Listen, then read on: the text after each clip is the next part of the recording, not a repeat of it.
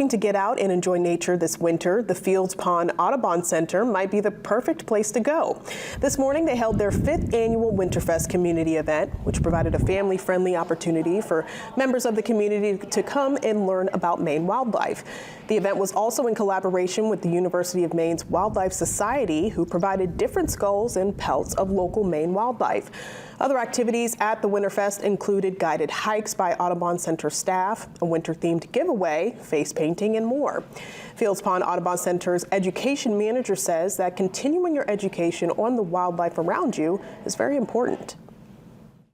The wonderful thing about education is that it's something for everyone to continue learning all of their life.